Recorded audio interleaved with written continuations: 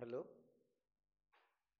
হ্যাঁ, আমরা চলে এসেছি আবার পরবর্তী সমস্যাগুলো সমাধান করার জন্যে। কি তোমরা দেখছো তো সব? তোমরা কিন্তু কেউ কোনো কমেন্ট করছো না। হ্যাঁ।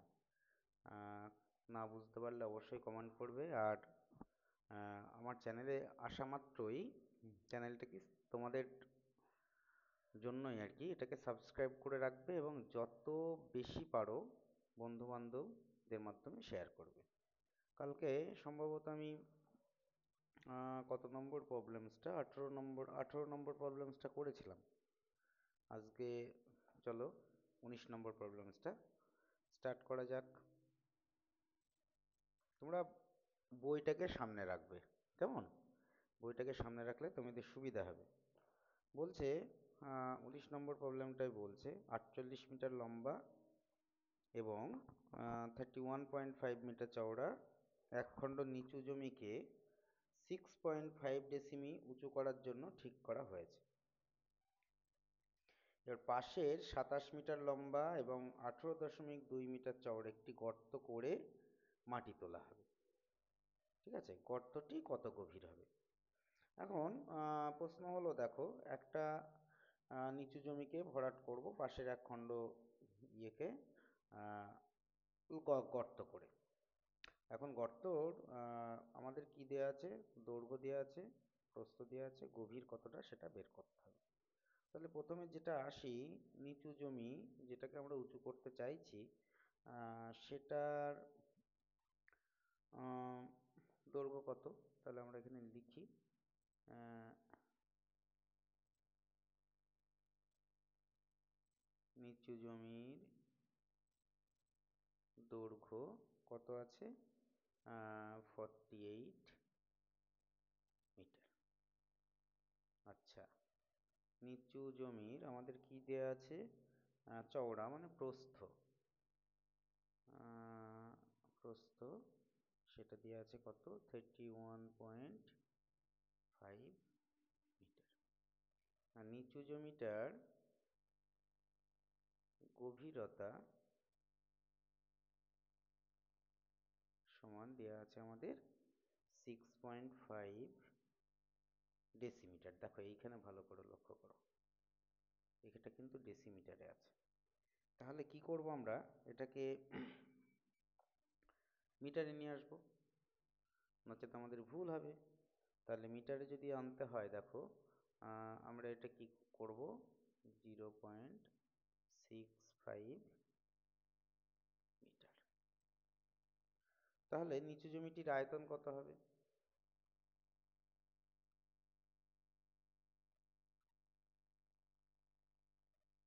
নিচু জমির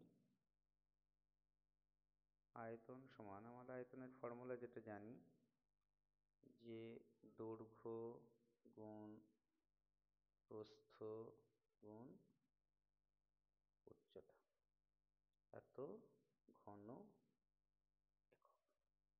তাহলে আমাদের দৈর্ঘ্য জানা আছে কি? 48 ইন্টু 31.5 ইন্টু 0.65 এত ঘন মিটার।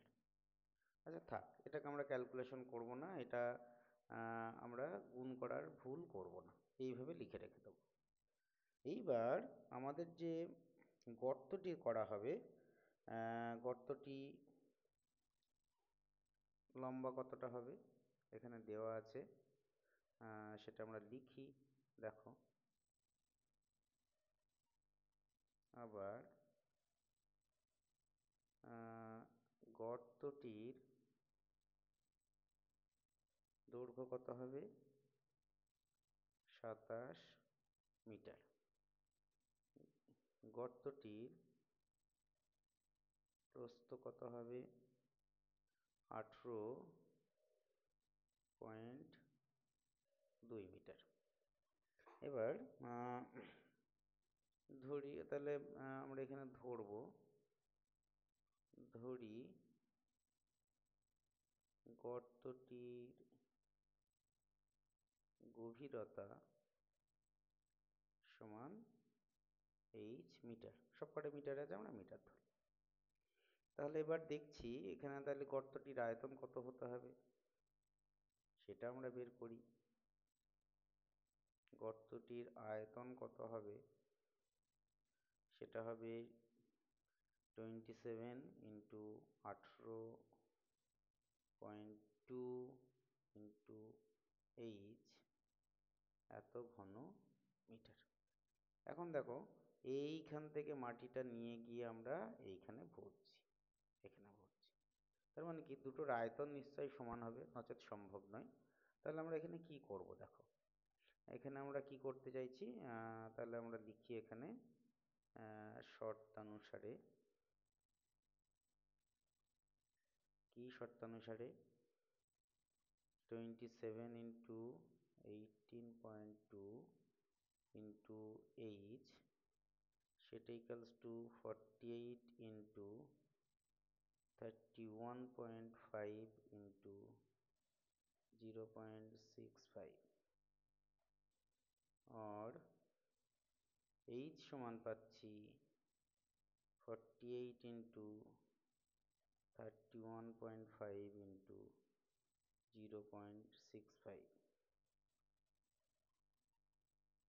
এটা নিচে নিয়ে আসি, তাহলে 27 × 18.2, ব্যাস। এবার আমরা একটা ক্যালকুলেশন করব। দেখো এখানে এক ঘর পর দশমিক, এটাকে আমরা উঠিয়ে দিচ্ছি, এটা উঠে গেল যেমন এটাও তেমন উঠে গেল। যাক, এইবার এইখানে যে 0.65 এটা উঠে গিয়ে নিচে হলো 100। তাহলে আমরা একটা কাজ করছি, এখানে আমরা দেখো 5 দিয়ে ক্যান্সেল করছি। 5 দিয়ে যদি ক্যান্সেল করি কত হলো, 5 × 13 = 65, আর এখানে হচ্ছে কত, 5 × 20 = 100। আচ্ছা, 13 দিয়ে আমরা কাটছি এটাকে। তাহলে কি হলো, 13 × 1 = 13, 5 × 4 = 52, 14 আসলো, এটা কেটে দিলাম। আচ্ছা, এবার আমরা একটা কাজ করছি, দেখো 7 দিয়ে কাটার চেষ্টা করছি এটাকে। 7 দিয়ে আমরা পাচ্ছি কত, এখানে আমরা এইখানটা লিখছি, বা এখানে এখানে লিখি 7 × 4 = 28, 7 × 5 = 35, তাহলে হলো 7 × 2 = 14।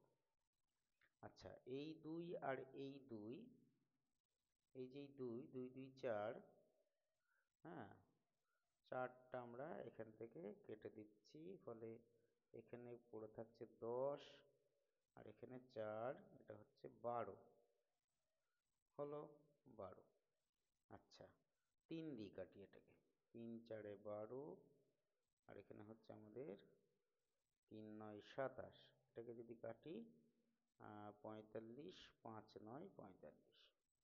দেখো খেয়াল করো কি কি পড়ে থাকলো, এখানে 4 × 5 = 20, 4 × 5 = 20, আর এখানে 10, তাহলে আমরা লিখি উপরে 20, আর এখানে পড়ে আছে আমাদের 13, নিচেই পড়ে আছে আমাদের 10, হলো।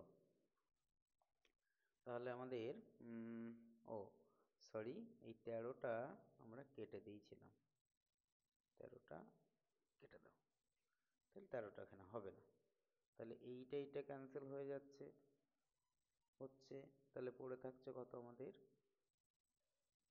2 মিটার।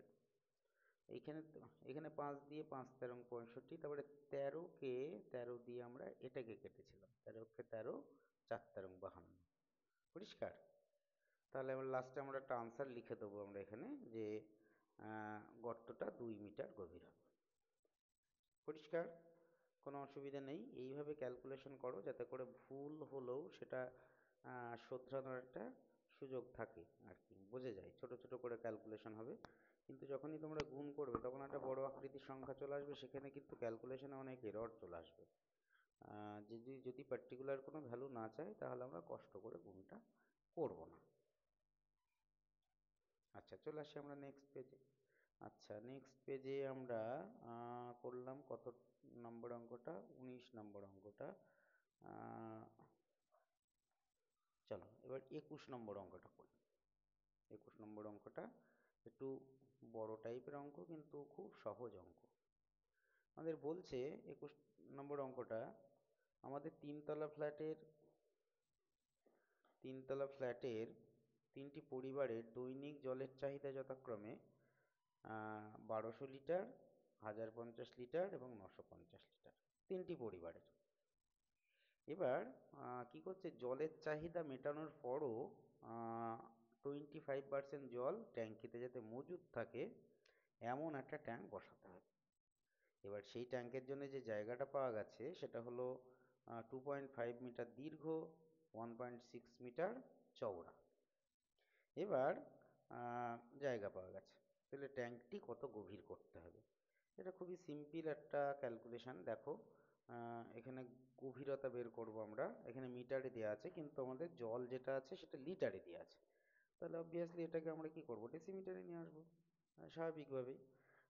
তাহলে মোট কত জল আমাদের ব্যবহৃত হয়, বা জলের চাহিদা মোট কতটা আছে সেটা আমরা দেখি। আহ,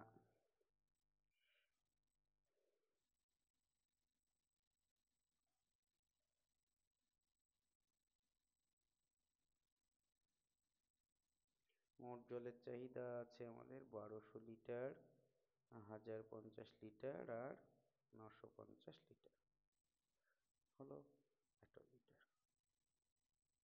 তাহলে এটাকে যদি যোগ করি কত হচ্ছে, 2200 লিটার। এবার জলের মোট চাহিদা এইটা, এর 25% আমাদের মজুদ থাকবে, তাহলে 25% কত বের করি? মোট চাহিদার 25%, দ্যাট ইজ 3200 লিটার ইন্টু তার 25%, দ্যাট ইজ 25/100 এত লিটার। তাহলে ক্যালকুলেশন করি, এই শূন্য দুটো উড়িয়ে দিই। আচ্ছা, 25 দুগুনি 50, হাতে 5, 3 × 25 = 75, 80, 800 লিটার। তাহলে যে ট্যাঙ্কটা বসাবো, ট্যাঙ্ক ট্যাঙ্ক যেটা বসাবো, এটা বানানটা একটু গন্ডগোল হয়েছে। ট্যাঙ্কটির কি হবে, আয়তন কত হতে হবে? হতে হবে এখানে 3200 তো আমরা ব্যবহার করছি, আর মজুদ রাখছি 800 লিটার, তার মানে 4000 লিটার। ট্যাঙ্ক যেটা বসাবো সেটার হচ্ছে আয়তন হতে হবে 4000 লিটার। এবার দেখা যাক যে ট্যাঙ্কটা বসানো হচ্ছে, যে ট্যাঙ্কটা বসানো হচ্ছে, ট্যাঙ্কের দৈর্ঘ্য দেওয়া আছে কত? ট্যাঙ্কটি দৈর্ঘ্য দেওয়া আছে 2.5 মিটার, 2.5 মিটার, দ্যাট ইজ আমরা এটাকে লিখতে পারি 25 ডেসিমিটার। আচ্ছা আচ্ছা, প্রস্থ, ট্যাঙ্কটি যে বসাবো তার প্রস্থ হচ্ছে কত? 1.6 মিটার, দ্যাট ইজ 16 ডেসিমিটার।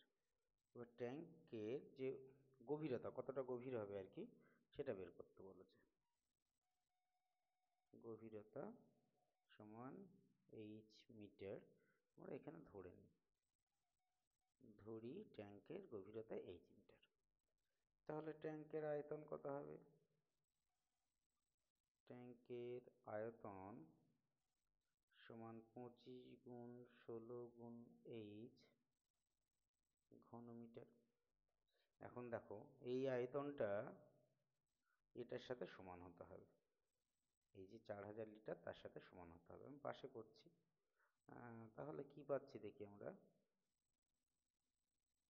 শর্ত অনুসারে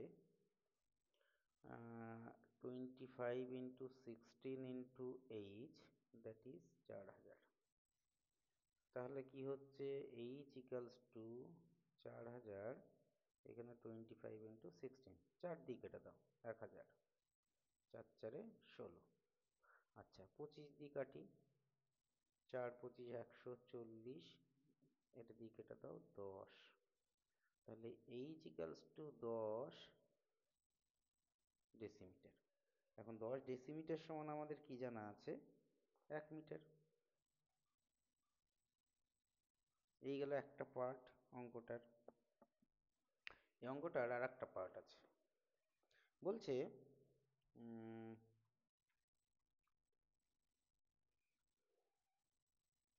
কি বলছে? বলছে যদি প্রস্থের দিকে আরো 4 ডেসিমিটার বেশি হতো, মানে প্রস্থ যদি আর 4 ডেসিমিটার বেশি হতো, তাহলে ট্যাঙ্কটির গভীরতা কত হলেই হতো। তাহলে দেখা যাক, আমি নেক্সট পেজে আসছি। দেখো, তাহলে ট্যাঙ্কটির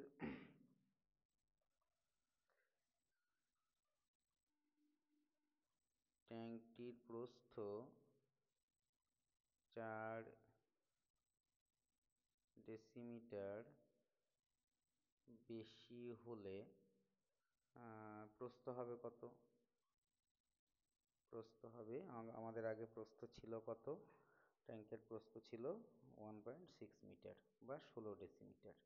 তাহলে 16 প্লাস 4, এটা 16 সমান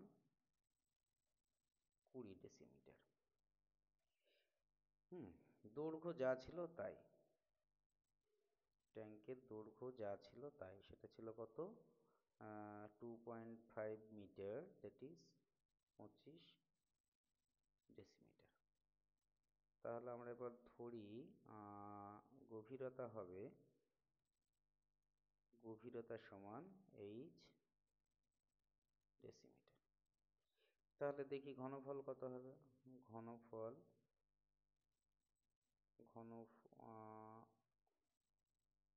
ঘনফল বা আয়তন, সেটা কি? দৈর্ঘ্য গুণ প্রস্থ গুণ উচ্চতা। দৈর্ঘ্য গুণ প্রস্থ গুণ উচ্চতা, এত ঘন একক। তাহলে দৈর্ঘ্য আছে কত আমাদের? 25, প্রস্থ পেলাম 20, এইচ এত ঘন ডেসিমিটার। তাহলে এক্ষেত্রে আয়তনটা কিন্তু একই থাকবে, that is 25 into 20 into H, that is 4000 litre. তাহলে এইচ সমান হচ্ছে কত? 4000, 25 গুণ 20, একটা শূন্য কেটে দিই, এটা কেটে দিই 200, 25 দিয়ে কাটলে 8, দ্যাট ইজ 8 ডেসিমিটার। তাহলে যদি প্রস্থ আরো 4 ডেসিমিটার বেশি হয়, তাহলে আমাদের গভীরতা 8 ডেসিমিটার হলেই হবে। এই হলো আনসার। মোটামুটি এই চ্যাপ্টারে বড় যে অঙ্কগুলো যেগুলো পরীক্ষায় আসার মতো, সবই আমি প্রায় করে দিলাম তোমাদের। এখানে এরপরেও যদি কোনো সমস্যা থাকে কোনো অঙ্কে, মনে হয় আমাকে তুমি বলবে কমেন্ট করে সবাই। হ্যাঁ, কমেন্ট করে বললেই আমি আনসার করে দেবো, অসুবিধা নেই কিছু। হ্যাঁ, যে তোমাদের যেটা হচ্ছে না বা অন্য কোনো সমস্যাও যদি থেকে থাকে, সেটাও তোমরা কমেন্ট করে আমাকে জানাও, আমি তোমাদের আনসার দেবো। সর্বোপরি আমি চাইছি যে এই ভিডিওর মাধ্যমে অল্প বিস্তর আমার স্টুডেন্ট যারা আছে তারা, মূলত মাধ্যমিক ক্যান্ডিডেট যারা, তাদের একটু উপকার হোক। এবার আমরা আসছি এমসিকিউ টাইপের কোশ্চেনে।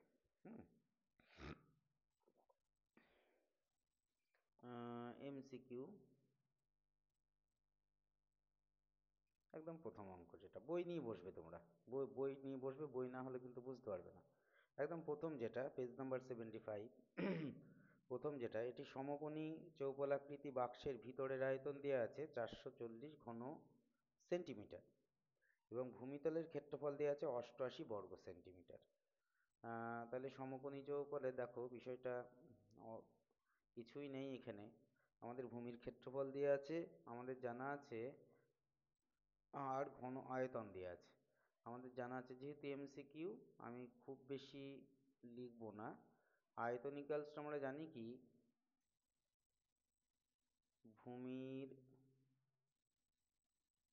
ক্ষেত্রফল ইন্টু উচ্চতা। তাহলে আয়তন আমাদের আছে কত, 440। আচ্ছা, ভূমির ক্ষেত্রফল আছে 88, উচ্চতা আমরা এইচ ধরলাম। তাহলে এইচ ইকুয়ালস টু 440, 88, 2 দিয়ে কাটলে এখানে 20, 2 দিয়ে না সরি, মনে করে আমি 44 দিয়ে কাটছি। 44 দিয়ে যদি কাটি, এখানে একটা হলো 10, এটা ক্যান্সেল করলাম, 10 হলো। আর এটা হলো 44 দিয়ে কাটলে 2, এটা ক্যান্সেল করো, তাহলে হচ্ছে 5। তাহলে এইচ ইকুয়ালস টু পাচ্ছি আমরা 5, আমাদের এখানে আছে সেন্টিমিটার। সেন্টিমিটার হলো। এখানে দেখো বি অপশন যেটা আছে সেটা হচ্ছে কারেক্ট।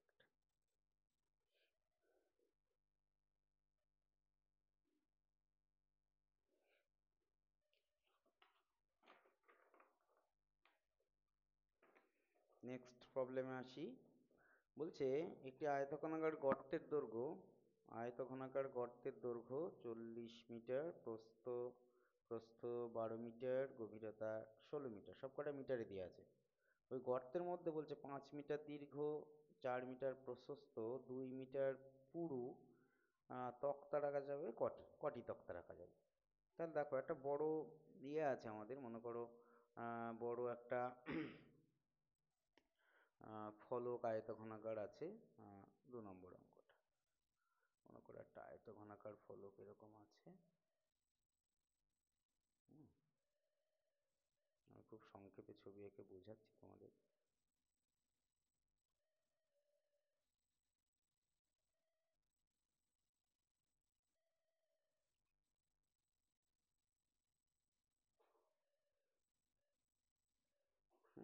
এই হলো। এবার এর মধ্যে এর যে আয়তন সেটা দৈর্ঘ্য গুণ প্রস্থ গুণ উচ্চতা। এবার এটার মধ্যে আমরা কি করব, আমরা ছোট আকৃতির আর কি আয়তঘনাকার বস্তু, এর মধ্যে আয়তঘনাকার বস্তু ছোট আকৃতির এর মধ্যে আমরা ঢুকিয়ে দেবো। তাহলে কতগুলো ঢুকবে? তাহলে আমরা কি এখানে যে সংখ্যাটা হবে সেই সংখ্যাটা কি পাবো আমরা, দেখো তাহলে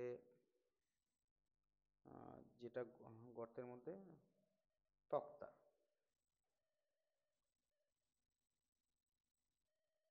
তক্তার সংখ্যা কি করব, বড় যেটা আছে সেটার আয়তন, দ্যাট ইজ 40 গুণ 12 গুণ 16, আর ছোট যেটা আছে সেটার আয়তন দ্যাট ইজ 5, সবকটাই মিটারে আছে, 4 আর 2। এবার আমরা কি করব, এটাকে ক্যালকুলেশন করব, করো। তাহলে 4 4 16, এখানে হলো 4, 2 দিয়ে কেটে দিলে এখানে হলো 2, 5 দিয়ে কেটে দিলে 8 5 40, তাহলে গুণ হচ্ছে, গুণ করো এখানে, তাহলে 2 পড়ে আছে, এখানে হচ্ছে 24, 12 দুগুণী 24, তাকে আমরা গুণ করব 8 দিয়ে, এতটি হবে। তাহলে পেলাম 8 4 32, 3 8 দুগুণী 16 আর 3 19, 192টি। 192 বি অপশন আনসার হয়েছে। এবার চলে আসি আমরা 3 নম্বর এমসিকিউতে। একটি ঘনকের পার্শ্বতলের ক্ষেত্রফল, এবার ঘনক দেখো, একটা ঘনকের কিন্তু পার্শ্বতল, মনে করো পার্শ্বতল বলতে কিন্তু সমগ্রতল নয়। এটা যদি এই যে ছবিটা এঁকেছি, এই ছবিটা যদি ঘনক হয়, তাহলে এই যে তলটা নিচে আছে আর এই যে তলটা উপরে আছে, এই দুটো বাদ দিয়ে বাদবাকি যেগুলো থাকবে সেগুলো কিন্তু পার্শ্বতল। তাহলে পার্শ্বতল 1টা 2টো 3টে 4টে, এবং এটা ঘনক। ঘনকের পার্শ্বতলের ক্ষেত্রফল দেওয়া আছে আমাদের। তাহলে ঘনকের পার্শ্বতল সংখ্যা কত? ঘনকের পার্শ্বতল সংখ্যা, পার্শ্বতল সংখ্যা 4টি। তাহলে দেখো ঘনকের বাহু বাহুর দৈর্ঘ্য যদি মনে করি আমরা এ একক, তাহলে এখানে আসছে কি প্রত্যেকটা তল মানে বর্গক্ষেত্র, তাহলে 4 স্কোয়ার, দ্যাট ইজ আমাদের যেটা বলা আছে 256 square equals to 256 divided by 4। তাহলে এখানে পাচ্ছি আমরা কি 4 6 24, 4 4 16। তাহলে এ হলো square root of 64, that is 8। একক আমাদের দেওয়া আছে মিটার, মিটার হলো। এবার ঘনকটির আয়তন, আয়তন কত হবে? তাহলে আয়তন কত হবে? আয়তন সমান এ কিউব ঘন একক লেখো বা মিটার লেখো, যা খুশি লেখো। মিটার তো আমরা বের করে নিয়েছি, তাহলে 8 কিউব ঘন মিটার। 8 8 64 গুণ 8 ঘন মিটার। এটাকে যদি গুণ করি, 8 4 32, 2 হাতে থাকলো 3, 8 4 8 6 48 আর 3 51,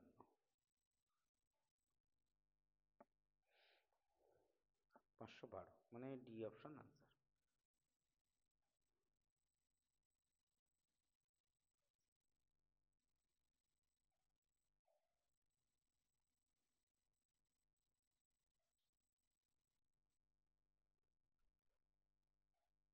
এবার তারপরেরটায় আসি।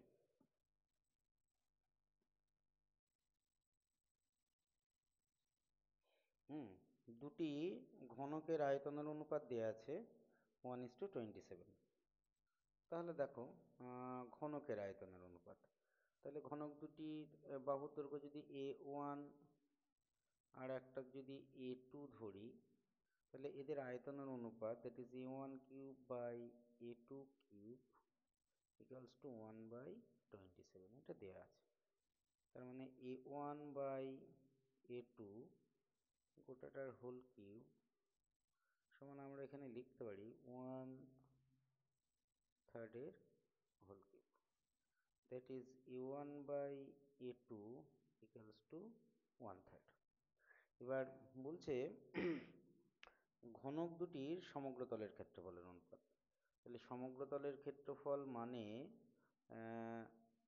6A1 square by 6A2 square, 6টা তেল হচ্ছে 6 6 কেটে গেল, that is A1 by A2 তার whole square, that is 1/3 whole square, that is 1/9। এটা হচ্ছে 1:9 হলো। চারেরটা 1:9 মানে সি অপশন আনসার। এবার আসি আমরা পরের প্রবলেমসে। এই উপর থেকে করছি আমরা পাঁচেরটা। বাচ্চাটা বলছে একটি ঘনকের সমগ্র তলের ক্ষেত্রফল এস বর্গ একক। তাহলে সমগ্র তলের ক্ষেত্রফল এস মানে 6 × স্কোয়ার এত বর্গ একক। কর্ণের দৈর্ঘ্য, কর্ণর দৈর্ঘ্য টি ইকুয়ালস টু A√3 একক হলো। বলছে এস আর ডির মধ্যে সম্পর্ক। তাহলে আমাদের এস আর ডির মধ্যে যখন সম্পর্ক চেয়েছে, আমরা আর কিছুই নয়, এখানে একটা কাজ করি। দেখো এখানে আছে কি এ আর এখানে আছে স্কোয়ার, এ তো আমাদের অমিট করতেই হবে। তাহলে আমরা এস বাই আমরা এখানে করছি ডি স্কোয়ার, তার ফলে একবারে রেজাল্টটা পেয়ে যাব। দেখো 6 স্কোয়ার আর এটাকে স্কোয়ার করলে হচ্ছে 3 স্কোয়ার, এটা ক্যান্সেল আউট হয়ে গেল, এটাও ক্যান্সেল আউট হয়ে গেল। তার মানে 3, that is S by D square, সেটা equals to 3, S equals to 3 square. এটা হলো relation. S equals to 3 square কোথায় আছে? নেই কোথাও। তার মানে আমাদের অঙ্কে কোনো একটা গন্ডগোল বা ভুল হয়েছে। দাঁড়াও দেখি, সরি সরি, এই যে এখানে 3 দিয়ে কেটেছি, এখানে 2 হবে। তাহলে এটা 2 যদি হয় 2 square, S equals to 2 square কোথায় আছে? তার এখানে আছে দেখো D square equals to S by two, মানে এই দুইটাকে যদি আমরা এদিকে নিয়ে যাই D square equals to S by two, এটা ডি অপশন কারেক্ট আনসার। ঠিক আছে, এক্ষেত্রে এই অপশন দেখে নেবে, অপশন দেখে নিয়ে করবে। এবং এই যে ক্যান্সেল আউটে যেমন আমরা 6কে 3 দিয়ে ডিভাইড করে 3 লিখে ফেলেছিলাম, সেটা গন্ডগোল, সেইগুলো এড়িয়ে চলতে হবে। কেমন? চলে আসি এবার আমরা অবজেক্টিভ টাইপ যে অঙ্কগুলো আছে সেগুলোর দিকে। আহ, আচ্ছা, 25-এর 1, বইটা কাছে রাখবে তোমরা। 25-এর 1 বলছে একটি আয়তঘনের তল সংখ্যা, আয়তঘনে আমরা প্রথম যে ভিডিওটা করেছিলাম তাতে করে দেখেছি আয়তঘনের তল সংখ্যা এক্স, কটা তল আছে? 6টা তল আছে। হচ্ছে ধার সংখ্যা, মানে প্রান্তিকের সংখ্যা, কটা আছে প্রান্তিকের সংখ্যা? হুম, ছবিটা যদি আবার একটু মনে করিয়ে দিই তাহলে তোমাদের পরিষ্কার হয়ে যাবে বিষয়টা। আমি কোনো রকম একটা আঁকছি এখানে।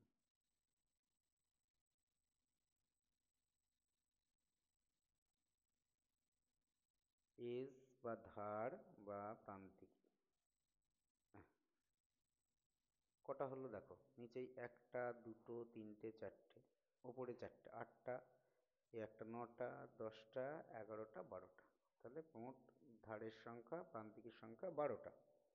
আচ্ছা, শীর্ষবিন্দুর সংখ্যা জেড, শীর্ষবিন্দু কি নিচেই 4টে ওপরে 4টে, তাহলে 8টা হলো। এবার আমাদের বলছে যে তাহলে এই রেজাল্টটা আমরা লিখে রাখলাম। এবার আমাদের বলছে বের করো X minus Y plus Z plus P. হুম, ও কর্ণের সংখ্যা পি, এর কর্ণের সংখ্যা কটা হবে সেটা আমরা বের করবো। এখানটা পিটা লিখিয়ে প্রথমে, পি, তাহলে কর্ণ কটা হবে? এখান থেকে আমরা এই পর্যন্ত একটা, আবার যদি আমরা এইখান থেকে শুরু করি, মানে এই কোণা থেকে এই পর্যন্ত একটা, দুটো হলো। একইভাবে আমরা এখান থেকে এই কোণা পর্যন্ত একটা, আর এইখান থেকে আমরা এই কোণা পর্যন্ত পাবো আরো একটা। তাহলে পি সমান আমাদের যেটা হচ্ছে সেটা দেখো ভালো করে, একটা চারকোনা ঘরের কথা কল্পনা করো, 1টা 2টো 3টে 4টে হলো, এই প্রান্তে চলে গেল। আবার ওইখান থেকে 1টা 2টো 3টে 4টে, তাহলে কটা হলো? বুঝতে পারছো? একটা এখান থেকে 2টো, তাহলে একটা এখান থেকে 2টো, তাহলে কটা হলো আমাদের? 2টো 2টো 4টে। হ্যাঁ, তাহলে আমরা এটা পাচ্ছি 4। তাহলে দেখি আমরা এখানে x সমান কত হলো? 6 মাইনাস 12 প্লাস 8 প্লাস 4, তাহলে 8 আর 4 12, 12 ক্যান্সেল আউট হয়ে গেল 6, এটা হলো আনসার। হুম, আয়তঘনকের কর্ণের সংখ্যা ভালো করে বুঝবে। হ্যাঁ, এখানে কর্ণ মানে কি? এই একটা কর্ণ নিচ থেকে ওপর পর্যন্ত, একটা ঘরের কোণার যদি নিচ থেকে ওপর পর্যন্ত যায় তাহলে 1টা 2টো, আবার ওপর থেকে নিচ পর্যন্ত আসলে 3টে 4টে। এবার পাশের কোণাটায় চলে যাও, দুটো অপোজিট কোণা নিলাম, 1টা 2টো 3টে 4টে, সরি 1টা 2টো। আবার এই পাশের কোণাটায় আসি, 1টা 2টো, আর হওয়ার কোনো জায়গা নেই। ঠিক আছে, আচ্ছা চলো তাহলে তারপরে দেখো বলছে দুটি ঘনকের মাত্রাগুলির দৈর্ঘ্য, মাত্রা মানে দৈর্ঘ্য প্রস্থ উচ্চতা, তো মাত্রাগুলির দৈর্ঘ্য একটা আছে 4 একক, আর একটা আছে এক্স 2h-1 এবং 2 একক। যদি তাদের ঘনফল সমান হয়, হ্যাঁ, তাহলে আয়তঘনকের ঘনফল কি হবে দেখো। আমরা এই জায়গাতেই লিখছি,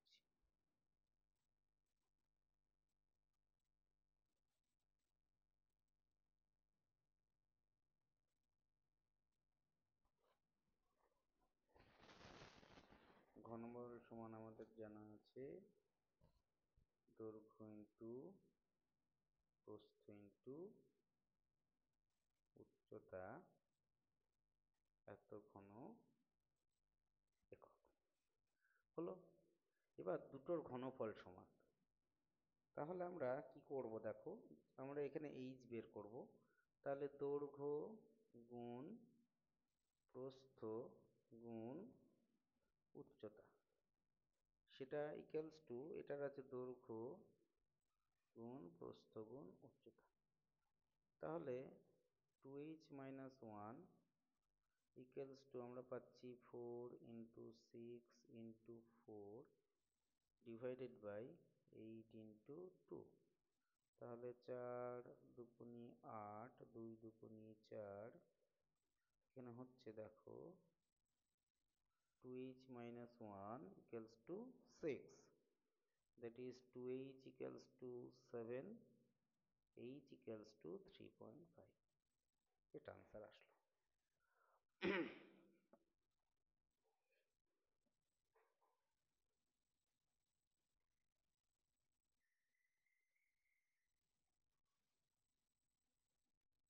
এবার দেখো নেক্সট প্রবলেমটা।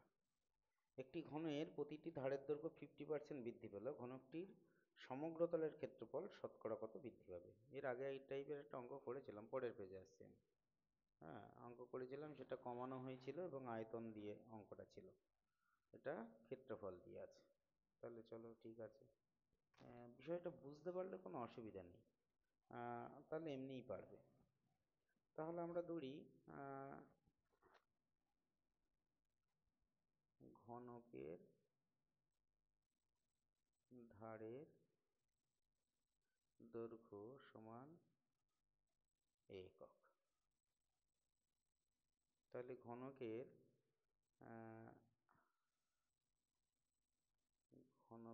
ক্ষেত্রফল সমান স্কয়ার বর্গ একক। কারণ আমাদের এখানে বলছে সমগ্র তলের ক্ষেত্রফল, তার মানে 6 × স্কয়ার হলো। তাহলে আমরা একটা ক্ষেত্রফল বের করে রাখলাম। এইবার দেখো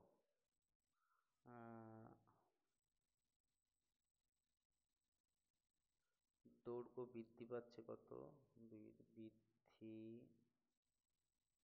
পাচ্ছে 50%। 50% মানে 50/100, দ্যাট ইজ হাফ, এত অংশ বৃদ্ধি পাচ্ছে। তাহলে বৃদ্ধি পেয়ে হচ্ছে কত? বৃদ্ধি পেয়ে হয়, আগে ছিল a, এখন হলো বৃদ্ধি পেল a/2, এত একক, দ্যাট ইজ 3a/2 একক হলো। তাহলে ক্ষেত্রফল হচ্ছে কত? ক্ষেত্রফল হচ্ছে সমগ্র তলের ক্ষেত্রফল 3a/2 তার হোল স্কয়ার, এত বর্গ একক। তাহলে 6 ইন্টু এখানে হচ্ছে 9 স্কয়ার/4 বর্গ একক। তাহলে ক্ষেত্রফল হলো বর্তমানে এটা। তাহলে ক্ষেত্রফল পাচ্ছে কত?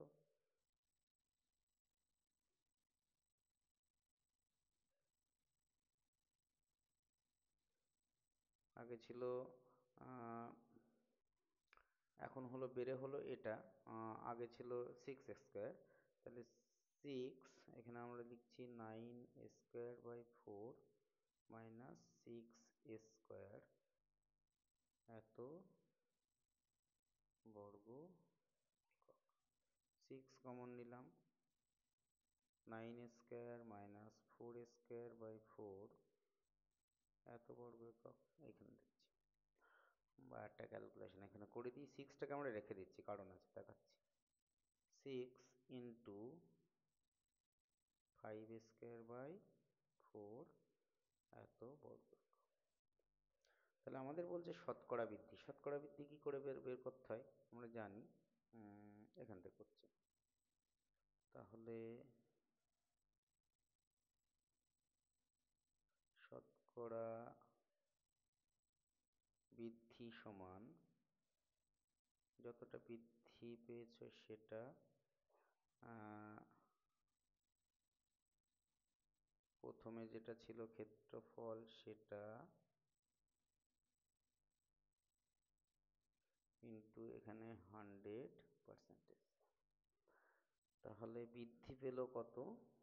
6 × 5²/4। প্রথমে ছিল আমাদের কত? 6 × a² ইন্টু 100%। 6 কেটে গেল, a² কেটে গেল, তাহলে হচ্ছে কত? এখান দিয়ে দাগ দিয়ে দিই, তোমরা যাতে বুঝতে অসুবিধা না হয়। তাহলে দেখো এখানে 5/4 ইন্টু 100%, 4 দিয়ে যদি কাটি 25, তাহলে 125%, ক্ষেত্রফল 125% বৃদ্ধি পাবে। হলো। তারপরে যেটা ঘনককে গলিয়ে আর একটা ঘনক তৈরি করা হচ্ছে, খুবই সহজ একটা অঙ্ক। দুটি ঘরের সংলগ্ন দেয়ালের দৈর্ঘ্য এত এত, ঘরটির উচ্চতা এত, ঘরটির মেঝের ক্ষেত্রফল কত হিসাব করি। এটাও সহজ, শুধু মেঝের ক্ষেত্রফল বের করলেই হবে। এই মোটামুটি আমি প্রায় ম্যাক্সিমামটাই করলাম। নেক্সট দিন সানডে বোধ হয় হবে না, আমি একটুখানি আমার গ্রামের বাড়িতে যাব, তারপরের দিন থেকে আবার দেবো আমি। এরপরে কোন চ্যাপ্টারটা আগে করলে তোমাদের সুবিধা হয় সেটা আমাকে জানাও। হ্যাঁ, আমি পরিমিতি পরপর পরপর করবো, আশা করি নেক্সট উইকের মধ্যে পরিমিতিটা পুরোপুরি কমপ্লিট করে ফেলবো। তারপরে প্রতিদিন একটা দুটো করে উপপাদ্য, সেটা তোমাদের রিভিশনের সুবিধার জন্য আমি আমার মতো করে ডিসকাস করব। একটা দুটো প্রয়োগ আমি এক্সারসাইজ থেকে আলোচনা করব, আর যে চ্যাপ্টারটা তোমাদের কঠিন মনে হবে সেটা আমি আগে আলোচনা করব। যেহেতু পরিমিতি অনেকের কাছে ভয়ের ব্যাপার হয়, সেজন্য পরিমিতিটা আমি প্রথমে আলোচনার মধ্যে রাখছি, যাতে এটা বারবার রিভিশন দিয়ে তোমরা রপ্ত করতে পারো। মোটামুটি নেক্সট উইক, সামনের উইকে আমরা পরিমিতিটা পুরোপুরি আমি কমপ্লিট করে ফেলবো। তারপর তোমরা বলবে পরবর্তীতে কোন চ্যাপ্টার করলে তোমাদের সুবিধা হয়। ঠিক আছে? আমার চ্যানেলটা যদি প্রয়োজন মনে করো সাবস্ক্রাইব করো এবং আমার সাথে কানেক্টেড থাকো, এবং প্রতিনিয়ত মানে যখনই একটু সময় পাবে তখনই এই সমস্ত কিছু দেখো, ফোন যখন দেখবে এই সমস্ত কিছু দেখো, যাতে করে তোমাদের একটু হলেও উপকার হয়। ওকে। হুম। ঠিক আছে, আজকের মতো রাখছি। আগামীকাল হবে না, আবার মনডেতে দেব। ওকে, থ্যাংক ইউ।